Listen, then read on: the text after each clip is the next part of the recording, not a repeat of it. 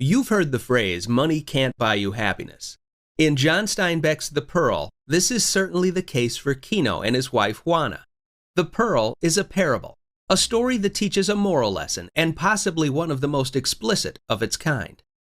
In Steinbeck's novella, he gives us allusion to the Christian parable of the pearl from the book of Matthew, which references diligently seeking to obtain entrance into the kingdom of heaven. Steinbeck's parallel is shown through Kino, a Mexican Indian oyster diver who finds a giant pearl right after his son, Coyotito, is stung by a scorpion. Kino diligently attempts to use the pearl to acquire wealth, but the cost of that diligence is far too great. Theme is what the work of literature is about, or the meaning inside the work. This does not mean a plot summary.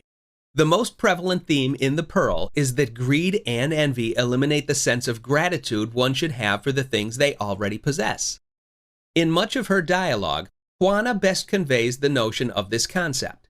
After Kino is attacked and injured by someone trying to steal the pearl, she says to Kino, "Kino, this pearl is evil. Let's destroy it before it destroys us." The importance of symbol in literature is its place within theme, especially parable. Symbol is often something within a story that carries another meaning aside from what it already is. A pearl, the biggest in the world as stated in the novella, serves as the principal symbol. The pearl initially represents salvation and redemption, even answered prayers. Kino finds the pearl just after a doctor refuses to help his son Coyotito, who has been stung by a scorpion, because Kino has no money to pay the doctor. The pearl seems to be an answer to his prayers. But Coyotito is already recovering from the scorpion bite when Kino finds it. The pearl takes on another meaning, a representation of greed and envy because everyone else wants it and it became a part of everyone's dreams. In using the pearl as a symbol, Steinbeck reveals his perspective on theme through the tone of his writing. Tone is the author's attitude toward the story. In The Pearl, it's clear that Steinbeck is focused on the evils of greed. When Kino begins to change because of all that he hopes he can obtain with the pearl, Steinbeck writes, "Bad things happen to a man who makes too many plans." Steinbeck's attitude is clear even in the beginning of the novella. Mood, on the other hand, is how the reader feels about the piece. After all that happens to Kino because of the pearl, the reader is left with a feeling of despair. At the end of the story, when Kino and Juana have carried the dead body of Coyotito back to the village, they stand on the beach preparing to cast the pearl back into the ocean. Steinbeck says, "He looked into its surface, and it was gray and ulcerous.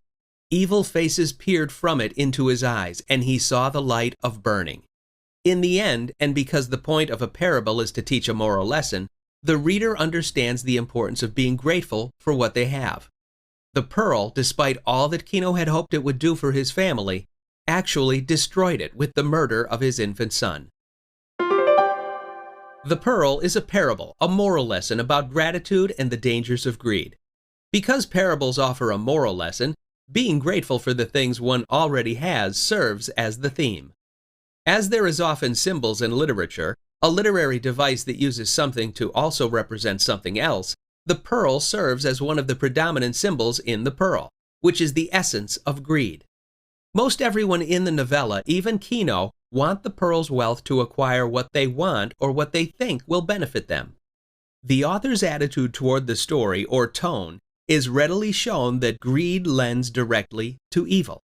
Just as important as tone, theme, and symbol, mood, how the reader is made to feel about the story, is quite intense, especially at the end.